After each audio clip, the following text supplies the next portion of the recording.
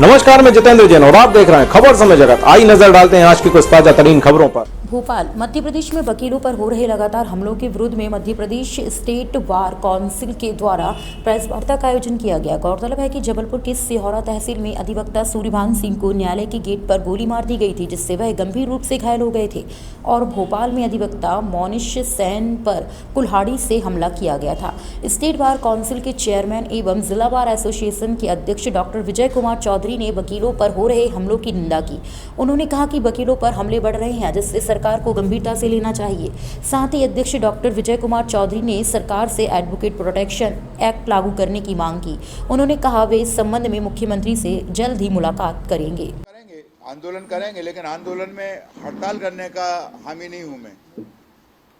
मेरा एक गांधीवादी तरीके से नहीं, बैठ के बात करो। जब आप प्रश्न करोगे मुख्यमंत्री से, वो जवाब देंगे। या कोर्ट के बाहर नारे लगाओगे, कोई नहीं सुनने वाला। कौन सुन रहा है नारे, बताइए। बल्कि आप लोग और आलोचना करोगे कि भाई हम नारे लगा रहे हैं, तो उससे कुछ नहीं होगा। हम उनसे फ्लोर पे मिलेंगे, चीफ जस्टिस से फ्लोर पे मिलेंगे, पिटीशन लगाएंगे और कहेंगे हमें एडवोकेट प्रोटेक्शन एक्ट दो और हमें चौकियां दो कोर्ट में। वो देंगे बराबर, ऐसा नहीं है। देखिए क्या है, हाई कोर्ट की जो पीठ लाने का मामला है, ये मामला सेंट्रल गवर्नमेंट का है। इसमें स्टेट गवर्नमेंट का कोई वो रोल नहीं है और इसमें ना कोई बार का रोल होता है, ना कोई बेंच का रोल है। सेंट्रल गवर्नमेंट की पॉलिसी के अंतर्गत एमपी में अभी एक हाई कोर्ट और 2 बेंच हैं। तो इसलिए अभी अब उनके क्या सोच है, उनका चीफ जस्टिस ऑफ इंडिया का और सेंट्रल लॉ डिपार्टमेंट का ही वो जाने। हमारा उनसे कोई ज़्यादा अभी इस बारे में इत्तेफाक नहीं है बात में। क्या वगैरह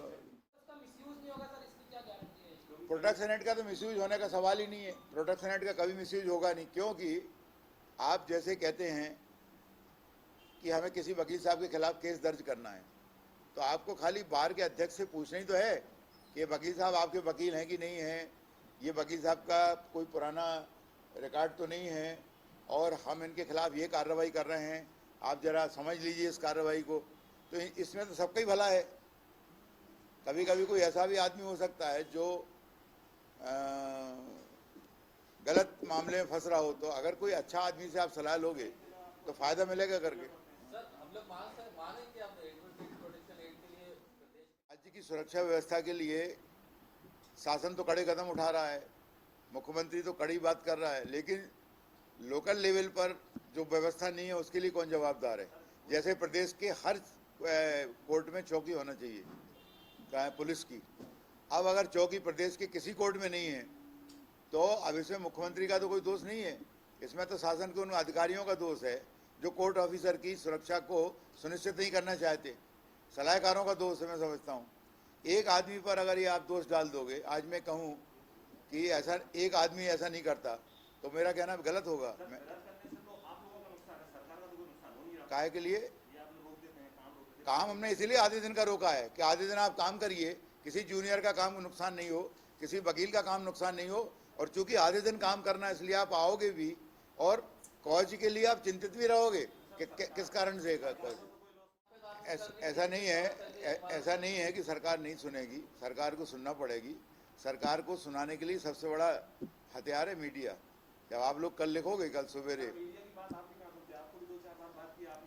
नहीं ऐसा नहीं है। मीडिया की बात में अगर सही टाइम से आप बात करो तो हम सुनेंगे। आप अगर कोर्ट टाइम 11 से 5 के बीच में लगाओगे तो बहुत मुश्किल काम है। 7 बजे लगाया होगा तो 7 बजे से पहले लगाया होगा। 7 बजे तो फिर मैं ऑफिस में बैठता हूँ। अगर एक ही चीज़ है कि अगर मैं फ़ोन ना सुनूँ, 2 कारण है, सुन लीजिए क्लियर। या तो मैं कोर्ट में काम कर रहा हूँ तभी बंद रहता है, अथवा अगर डिक्टेशन दे रहे हों और लंबी डिक्टेशन जा रही है तो उस वक्त आप फाइल छोड़ नहीं सकते। अगर आपने फाइल छोड़ के बात की तो आपका ध्यान कहीं और है। फिर सरकार को सुनना पड़ेगा। मीडिया और कानून की बात सरकार को 100 बार सुनना पड़ेगी। नहीं, हम कदम उठाएंगे, क्यों नहीं उठाएंगे। हम आगे हम रेड पिटीशन वगैरह लगाएंगे हाई कोर्ट में, हाई कोर्ट से निवेदन करेंगे, माननीय मुख्यमंत्री से मिलेंगे हम वकील लोग सब जाके। भोपाल से खबर समय जगत के लिए संवाददाता शक्ति भारती की report. For latest news, subscribe to our channel and press the bell icon.